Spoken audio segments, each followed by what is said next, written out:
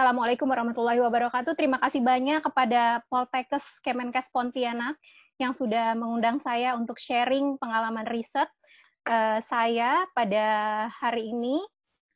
Mungkin sedikit banyak di sini saya akan menjelaskan dan slide saya dalam bahasa Inggris, cuman saya akan coba menjelaskan perlahan-lahan dan mohon maaf kalau memang terasa agak sedikit berat penelitiannya begitu, tetapi harapan saya adalah dengan saya sharing ini, teman-teman akan mendapatkan ide mungkin untuk rencana riset ke depan, kemudian kita akan punya lebih waktu yang bermanfaat dalam melakukan riset yang lebih bermakna buat kesehatan perempuan dan anak di Indonesia. Begitu harapan saya ke depannya.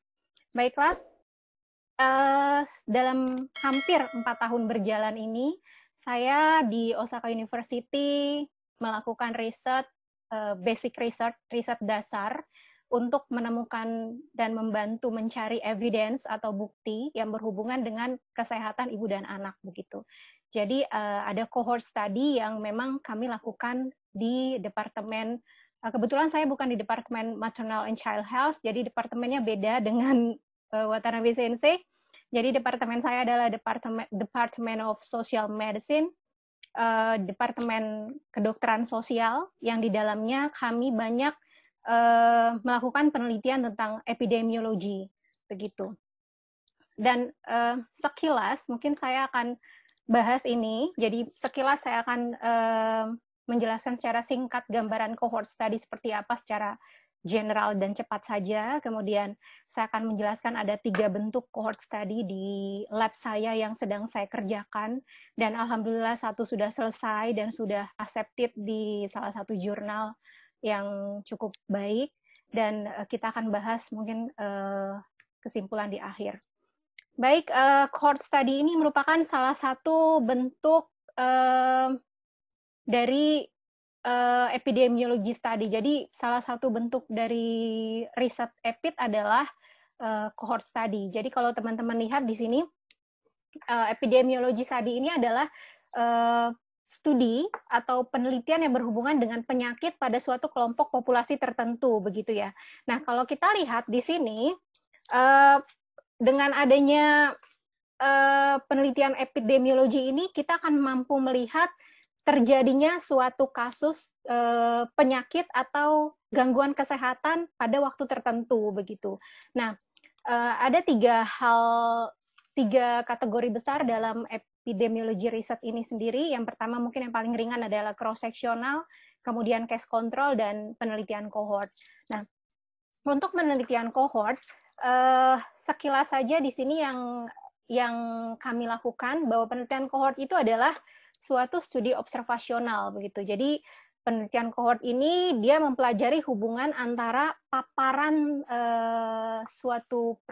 paparan dari misalnya gaya hidup yang berhubungan dengan kesehatan dan penyakit dengan memilih 2 atau lebih kelompok studi berdasarkan status paparan dan ada follow up-nya begitu. Jadi saat ini misalnya kita ambil populasi yang general populasi, semua penduduk total diambil dalam suatu wilayah, kemudian dilakukan follow up selama 10 tahun ke depan. Nah, dalam saat proses pengambilan data ini kita lihat seluruh gaya hidup yang berhubungan dengan kesehatan, kebiasaan, pola makan, pola tidur, semua data yang berhubungan dengan pola kehidupan seseorang tersebut sampai dengan keadaan psikososialnya, juga kita ambil datanya pada saat itu. Kemudian kita lakukan follow up ke depan secara prospektif, diikuti selama misalnya 10 tahun. Nanti di akhir misalnya kita ingin melihat kejadian kemungkinan osteoporosis atau penyakit jantung misalnya terjadi atau tidak di tahun ke-10, itu bisa diukur. Nah, setelah itu kita akan lihat kenapa bisa terjadi osteoporosis pada tahun ke-10, kita balik lagi ke belakang, kita baca lagi lifestyle-nya yang sudah dia laporkan. Itu adalah bentuk dari cohort study, dan itu yang saya lakukan saat ini. Nah, keuntungannya memang banyak begitu ya. Jadi dengan cohort study ini kita bisa lihat kejadian secara sekuen antara keterpaparan suatu penyakit atau kecacatan atau gangguan kesehatan pada seseorang atau kelompok orang begitu. Jadi dari awal kita tahu bahwa subjek sebagai populasi yang kita pilih adalah orang sehat yang bebas dari penyakit di awal periode pengambilan data.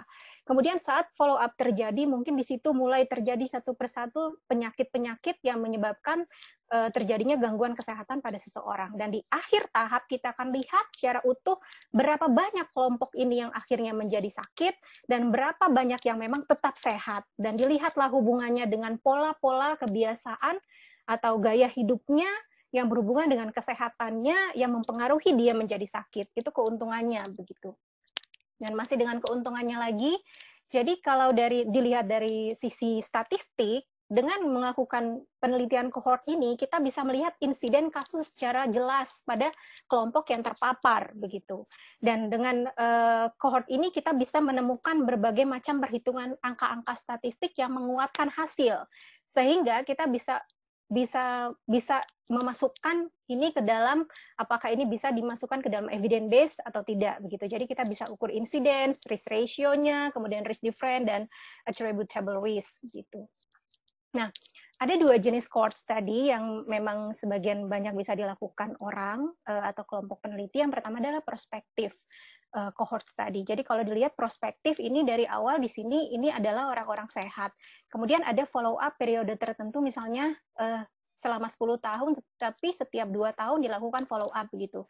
Nah, setiap 2 tahun ini akan kelihatan berapa yang orang akan menjadi sakit dan berapa yang sehat begitu. Kalau dilihat dari gambar ini, yang sehatnya misalnya kan warna kuning begitu, yang merahnya ada berapa. Nah, dari sini kasus ini bisa kita lihat dan bisa kita ukur. Oh, ternyata kalau dari gambar ini misalnya obesitas gitu ya. Jadi berapa yang obes? Dari yang obes itu dikembalikan dilihat lagi dari data-data yang sudah dia kumpulkan pada tahap awal tadi, apa yang menyebabkan dia menjadi obes gitu.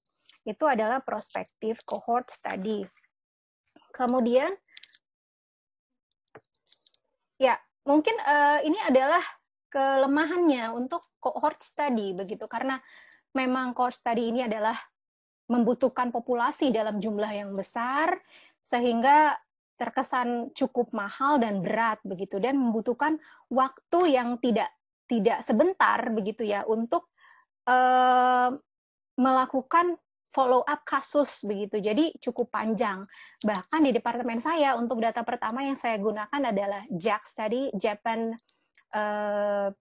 Cohort Study, yang mulai dari tahun 1980-an sampai 2009 ini masih terus di follow up dan sudah selesai di 2009 yang lalu. Itu sampai berganti 3 kali leader kepemimpinan di laboratorium. Tetapi tidak putus begitu. Jadi setiap leader dia akan memberikan informasi yang utuh begitu. Dan hingga sekarang kita sudah di tahun 2020, itu sampel region, sampel darah, sampel urin yang diambil di tahun 1980-an kita masih simpan di lab. Jadi sewaktu-waktu misalnya ada data yang miss dan ada pertanyaan harus kita cari, kita bisa ambil lagi begitu, dan kita bisa periksa lagi begitu. Jadi memang penelitian cohort ini butuh kerjasama yang cukup baik dan persiapan yang matang, dan juga support dalam hal biaya yang cukup besar dari negara. Itu kelemahannya. Kemudian ada retrospektif cohort study. Jadi kalau tadi kita dari sini ke sini begitu ya, dari yang sehat melihat yang sakit, tapi kalau retrospektif ke belakang.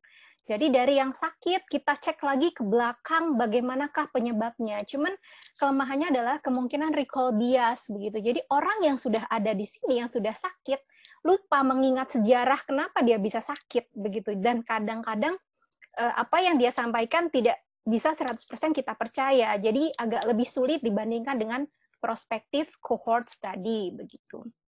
Ya, baik, itu pengantar untuk gambaran cohort study secara definisi begitu ya. Jadi apa itu cohort study, itu yang saya lakukan saat ini. Nah, di Laboratorium Social Medicine di Osaka University, kebetulan karena major saya adalah Women and Child Health, jadi supervisor saya tahu bahwa saya tidak bisa meneliti tentang laki-laki. Mungkin saya bisa meneliti tentang laki-laki, tetapi penguasaan teoritikal saya sangat terbatas gitu.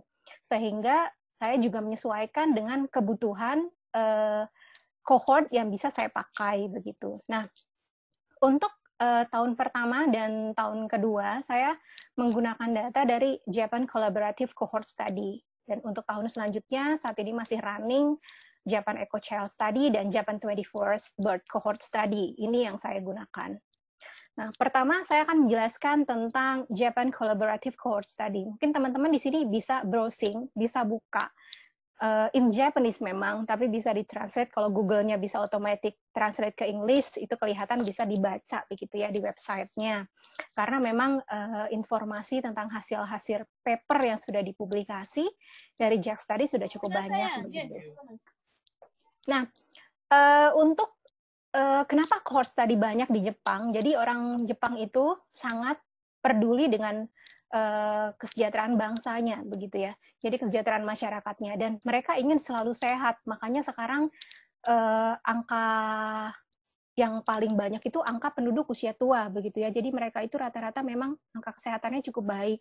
Nah, ternyata mereka itu melakukan promosi kesehatan, health education, pendidikan kesehatan, itu berbasis riset. Dan risetnya itu bukan riset yang dilakukan di negara lain. Gitu. Jadi mereka melakukan riset di negara mereka sendiri sesuai dengan background populasi mereka sendiri. Begitu. Jadi kena, begitu kan. Kalau kita mungkin sudah, tapi tidak sebesar mereka riset-riset kohortnya, sehingga mungkin kita kebanyakan mengadopsi sebagai baseline riset kita, data-data kita kebanyakan itu dari luar, begitu, dari luar negeri, begitu kan. Jadi pendekatannya kurang pas, begitu. Jadi kalau di Jepang ini dia melakukan basic research untuk menemukan alasan dan membuat kebijakan baru ke depannya. Nah, untuk JAK Study sendiri, ini adalah cohort study yang memang dimulai dari tahun 1988 sampai 2009, jadi sekitar 20 tahunan. Dan mencakup hampir semua provinsi di Jepang, begitu ya, dari Hokkaido sampai Kyushu, gitu. Jadi cukup lebar jaringannya. Dan JAK Study ini didanai oleh Kementerian Pendidikan dan Kebudayaan malah, begitu ya. Jadi follow up-nya dilakukan 20 tahun dan tujuannya adalah mengumpulkan di tujuannya awal mereka mengumpulkan data-data kemungkinan apakah penduduk ini akan terserang kanker pada 20 tahun ke depan pada masa follow up. Data saat mereka lakukan, dan juga mereka ingin melihat kemungkinan terjadinya penyakit jantung, cardiovascular diseases, yang memang akhirnya banyak berhubungan dengan kasus-kasus penyakit yang lain, misalnya hipertensi dan diabetes, begitu. Jadi mereka mengambil total populasi pada saat itu di suatu area yang memang sudah ada kesepakatan dan penduduknya mau untuk dijadikan subjek penelitian. Dan alhamdulillahnya di Jepang ini semua penduduknya komit, begitu. Jadi saat mereka sudah ditunjuk untuk melaksanakan menjadi responden untuk cohort tadi, saat proses follow up data mereka komit untuk melaporkan kuesioner yang dikirimkan, dan angka turun kasus atau angka hilang dari follow up itu kurang dari 10% saja. Jadi angka retensi kasusnya cukup besar, begitu ya. Angka retensi subjeknya itu cukup besar, begitu, lebih dari 90%. Nanti kita lihat ke depan. Nah, tujuan dari JAK Study ini sendiri, dia ingin melihat dampak dari gaya hidup yang dilakukan oleh manusia yang berhubungan dengan kesehatan, dan termasuk di dalamnya gaya hidup yang berhubungan dengan penyakit kanker dan penyakit jantung kardiovaskuler. Nah, khusus untuk penelitian saya, karena saya ambil hanya perempuan, begitu, yang berhubungan dengan kesehatan perempuan di dalam kedokteran sosial, jadi saya ambil tentang kanker payudara, karena saya lihat kanker payudara ini sangat in sekali, gitu ya. Tidak hanya saat ini, tetapi di periode-periode terakhir ini memang cukup banyak kasusnya. Dan di Jepang juga terjadi peningkatan kasus, dan penyebab kasus kanker terbanyak adalah kanker payudara pada perempuan. Nah, kalau dilihat, akhirnya saya mengambil tema penelitian untuk memikirkan nanti health education apa yang paling cocok buat perempuan-perempuan. Karena saat ini kan sekarang ini kan zaman emansipasi, banyak perempuan yang bekerja, begitu ya. Apakah perempuan bekerja berisiko juga terhadap kanker payudara, tetapi sudah ditapis kemungkinan pekerjaannya itu tidak berhubungan dengan bahan-bahan kimia. Jadi saya sudah melakukan penapisan hanya kelompok-kelompok sehat yang di awal, tidak ada riwayat kanker, itu semua sudah saya delete sebagai data awal, dan akhirnya saya menggunakan ini sebagai tema penelitian saya. Jadi, saya mengambil tema penelitian saya awalnya adalah hubungan antara pekerjaan dan aktivitas dalam bekerja dengan kemungkinan risiko terjadinya kanker payudara pada perempuan di Jepang, begitu. Dengan menggunakan data dari JAX tadi. Nah, sebagai populasi awal yang saya pakai adalah 38.613 orang perempuan. Dan ini usianya 40 sampai 79 tahun. Sebagai informasi untuk data JAX tadi ini jumlah perempuan total itu sekitar 50 ribuan. Tetapi karena saya hanya ambil usia 40 sampai 79 tahun, jadi datanya hanya 38 ribuan. Nah, ini sebagai background awal kenapa saya ambil breast cancer gitu, karena memang ketersediaan data untuk perempuan sebenarnya cukup banyak, tetapi menurut saya breast cancer juga berhubungan erat dengan kesehatan reproduksi perempuan gitu ya. Jadi saya ambillah ini, dan kedepannya akan menentukan health education apa yang paling cocok bagi perempuan-perempuan ini begitu. Ya. Jadi ini tujuan penelitian saya yang setelah selesai saya lakukan untuk termin pertama. Jadi saya melihat hubungan antara pekerjaan, di mana berdasarkan JAX tadi, kuesioner dan coding pekerjaan yang dikeluarkan oleh Kementerian Tenaga Kerja Jepang, sebenarnya ada 3 jenis pekerjaan utama. Yang pertama adalah manual, yang kedua pekerjaan di kantor, dan yang ketiga adalah profesional. Tetapi ada beberapa pekerjaan yang sulit diklasifikasikan, jadi memang tambahannya adalah ada kategori unclassified. Nah, untuk manual itu seperti pekerjaan yang banyak di luar gedung, begitu. Jadi seperti petani, peternak, dia berkebun, kemudian dia pegawai bangunan, dia kerja di pabrik tetapi di luar pabrik, begitu. Kemudian pekerjaan yang banyak di kantoran dan profesional. Nah, profesional itu guru, kemudian peneliti, kemudian tenaga kesehatan, itu masuk dalam profesional. Kemudian untuk occupational activity bisa di-mute dulu ini. Tolong ada gaung Gemma. Oke, silakan Mrs. Vita. Ya, terima kasih. Jadi sedangkan untuk aktivitas pekerjaan yang saya teliti adalah apakah selama bekerja. Admin tolong di mute dulu. Kepada semua peserta kami mohon untuk bisa meng-mute-kan suara di HP-nya. Baik, silakan dilanjutkan lagi Mrs. Kita.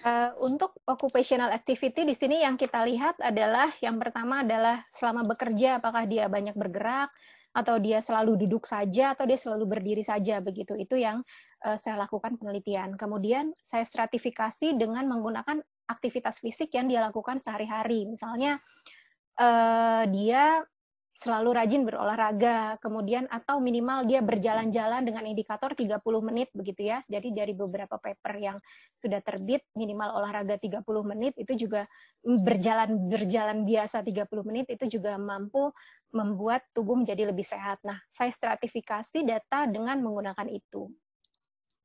Kemudian, saya gunakan data Japan Collaborative Cohort Study untuk data-data kanker insiden, terutama kanker payudara. Nah, jadi sebagai variable independen, sebagai exposure-nya, saya gunakan adalah jenis pekerjaan dan aktivitas selama bekerja, kemudian dependennya saya akan lihat di sini outcome-nya adalah insiden kanker payudara.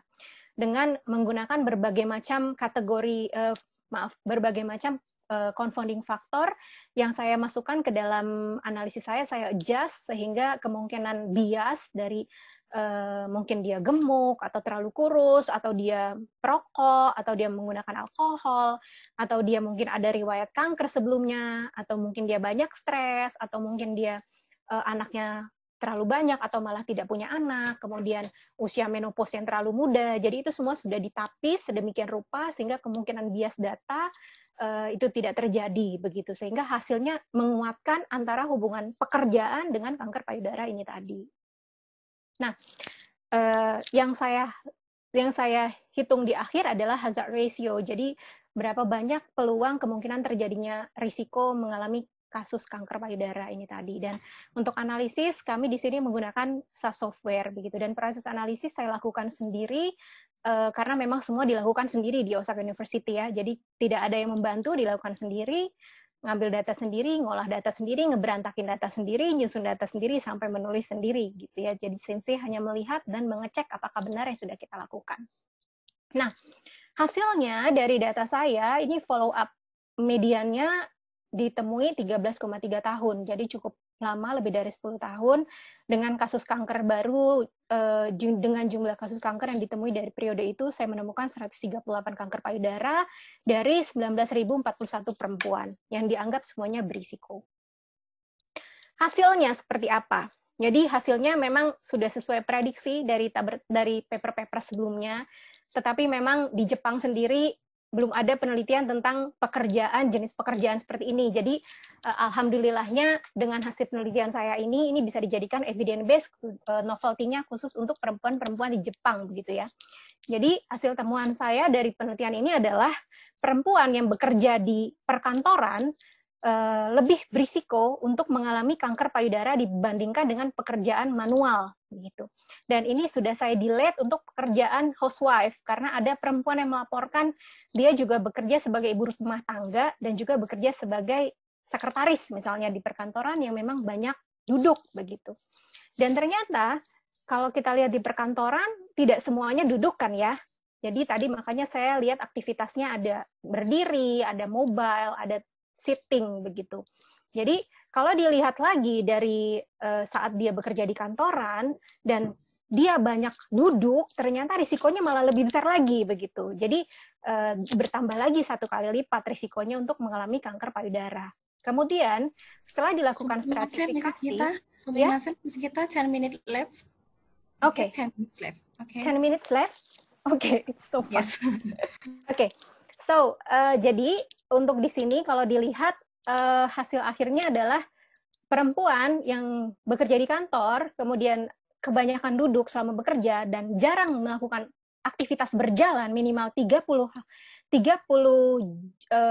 menit per hari, itu ternyata risikonya juga malah lebih besar begitu. Sehingga ini dijadikan evidence bagi kami untuk biological mechanism. Saya nggak bahas terlalu banyak karena teman-teman pasti sudah tahu ada hubungannya dengan hormon seks begitu ya. Kemudian dengan aktivitas fisik ternyata mampu menyeimbangkan hormon seks tadi sehingga mampu mencegah kanker payudara. Nah, jadi penelitian kami ini memiliki implikasi dan saran ke depan rekomendasi bahwa perempuan-perempuan yang bekerja, yang kebanyakan juga bekerja di perkantoran dan kebanyakan melakukan aktivitas duduk selama bekerja, harapannya adalah mereka bukan harus keluar dari pekerjaan tersebut begitu ya, tetapi paling tidak mereka bisa melakukan aktivitas berjalan minimal 30 menit saja per hari begitu. Jadi ini bisa dijadikan data dasar utama untuk memberikan pendidikan kesehatan yang paling baik untuk perempuan-perempuan bekerja. Dan alhamdulillah papernya sudah accepted di BMC Public Health Journal tanggal 16 Juni yang lalu begitu. Jadi paper ini akan saya pakai untuk defense disertasi saya di bulan Oktober nanti. Doakan ya teman-teman ya. Baik. Kemudian yang kedua, saya juga sedang ongoing untuk melakukan analisa untuk penggunaan course tadi Japan Environment Children Study. Jadi untuk GECS ini saya menggunakan data bayi baru lahir, tetapi tidak hanya bayinya saja, jadi saya ambil data ibunya, jadi saya mengukur pola tidur ibu selama kehamilan, pola kebiasaan ibu selama kehamilan, kemudian saya ukur dampaknya saat bayinya lahir, jadi saya ukur apakah terjadi asfiksia pada bayi baru lahir karena pola tidur ibu selama kehamilan tidak baik begitu. Jadi indikator pola tidurnya adalah lama tidur kurang dari sama dengan 6 jam per hari, tidak dihitung waktu tidur siang, kemudian tidak ada gangguan tidur, dan ini juga sudah ditapis dengan confounding factor yang lain begitu. Nah, untuk GCS sendiri, ini penelitian tentang kesehatan ibu dan anak, dimulai dari recruitment-nya saat ibu hamil, trimester pertama, dan diikuti sampai bayinya, sampai anak tersebut sudah berumur 13 tahun. Dan pada saat ini, untuk GC sendiri prosesnya anaknya baru berumur sekitar 9 tahunan begitu ya. Dan data yang saya pakai adalah data awal. Jadi saya ambil data saat ibunya hamil, pola lifestyle-nya seperti apa, pola tidurnya seperti apa. Kemudian saya lihat kemungkinan terjadi asfiksia, terutama saya pakai indikator Apgar score. Jadi Apgar score kurang dari 7 pada 1 menit pertama. Karena kita nanti bisa menentukan untuk mencegah itu, kita harus memberikan edukasi yang cukup baik pada ibu hamil, tidak hanya yang kelihatan, termasuk pola tidurnya pun kita harus bisa berikan informasi yang cukup baik begitu. Nah, hasilnya seperti apa? Hasilnya ini, dan memang saya inginnya baik seperti ini begitu. Jadi tapi ini sedang saya lakukan lagi stratifikasi. Jadi ibu dengan sleep durasi selama kehamilan kurang dari 6 jam waktu tidurnya per hari, ini memiliki faktor risiko yang cukup besar untuk terjadinya Apgar score pada menit pertama, dan odds ratio-nya cukup besar begitu ya, 2, sekian. Cuman saya belum bisa tampilkan karena memang ini masih dalam proses penelitian begitu.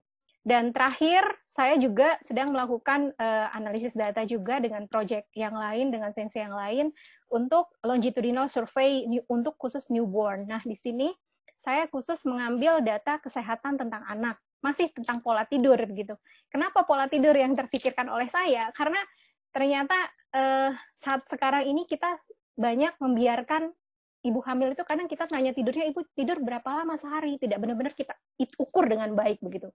Begitupun anak, ada gadget, ada TV, kita nggak bikin strict waktu, kamu jam sekian harus tidur, karena kalau kamu kurang tidur akan berdampak sedemikian rupa gitu.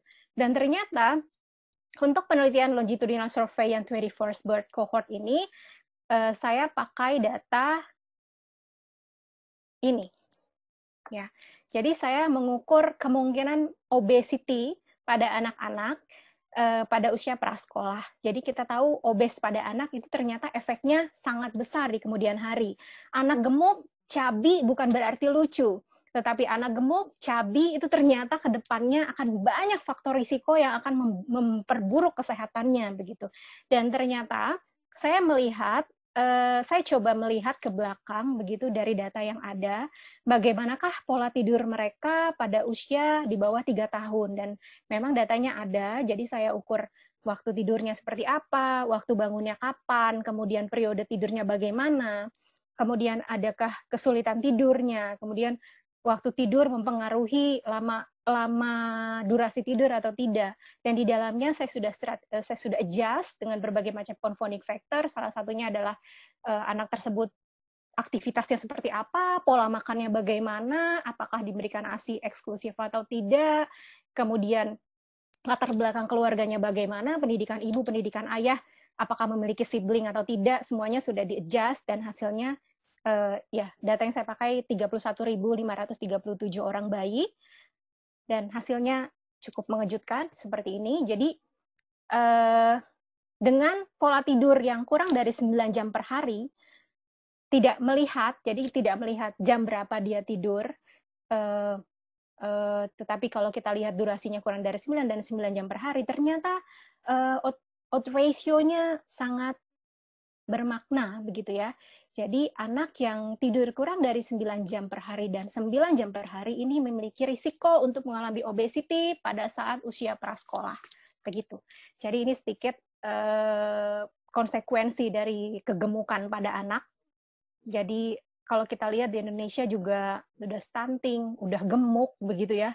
Jadi kita lihat makin banyak faktor risiko dia ke depannya itu bukan menjadi generasi sehat begitu. Jadi generasi yang kemungkinan memiliki kondisi-kondisi seperti ini. Jadi ini dari kondisi kesehatannya. Kemudian ini juga dari psikologis, permasalahan psikologis. Jadi anak gemuk itu rentan dengan bully, rentan dengan low self esteem begitu. Akhirnya mungkin ini menyebabkan dia menjadi rendah diri dan gangguan dari lingkungan sosial. Ya, ini mungkin sudah slide terakhir. Mohon maaf agak cepat. Nanti teman-teman bisa baca slide saya. Pengen banyak gitu yang dikasih ke teman-teman biar bisa memberikan gambaran gitu. Jadi berguna juga buat teman-teman sekalian. Harapannya adalah kita punya cohort study kesehatan perempuan dan anak ke depannya. Apakah bikin yang perempuan dulu, kemudian punya bikin cohort anak dulu yang memang mungkin teman-teman di organisasi Ikatan Bidan Indonesia atau asosiasi pendidikan ke depan kita bisa bekerja sama. Itu cita-cita saya ke depan gitu. Jadi pengen punya hal yang berguna bagi bangsa.